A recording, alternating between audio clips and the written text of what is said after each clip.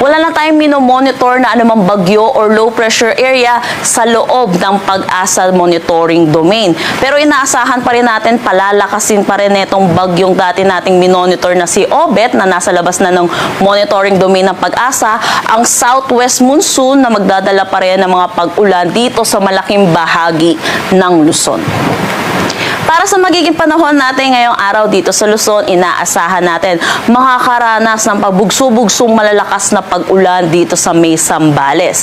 Samantala, dito naman sa may Metro Manila, Ilocos Region, Cordillera Administrative Region, Cagayan Valley, malaking bahagi ng Central Luzon, Cavite, Batangas, Rizal at dito sa may Occidental Mindoro, makakaranas naman tayo ng maulap na papawiri na may mga kalat-kalat na pag-ulan.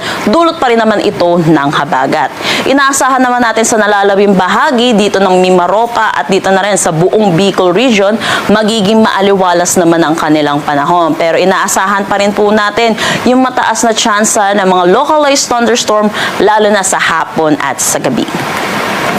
Agwat ng temperatura para sa Metro Manila, 27 to 31 degrees Celsius. Lawag, 25 to 30 degrees Celsius.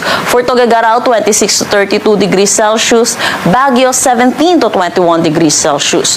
For Tagaytay, 23 to 30 degrees Celsius. At Legazpi, 26 to 33 degrees Celsius.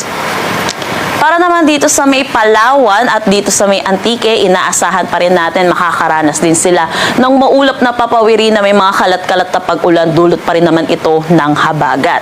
Sa nalalabing bahagi naman ng Visayas at buong Mindanao, magiging maaliwalas pa rin ang kanilang panahon. Pero inaasahan pa rin natin yung init at alinsangan, lalo na sa tanghali hanggang hapon, na may mga posibilidad ng mga localized thunderstorm, lalo na sa hapon at sa gabi. Agwat ng temperatura para sa Calayan Island sa Puerto Princesa, 25 to 33 degrees Celsius. Sa Iloilo, 26 to 33 degrees Celsius. Tacloban at Cagayan de Oro, 26 to 34 degrees Celsius.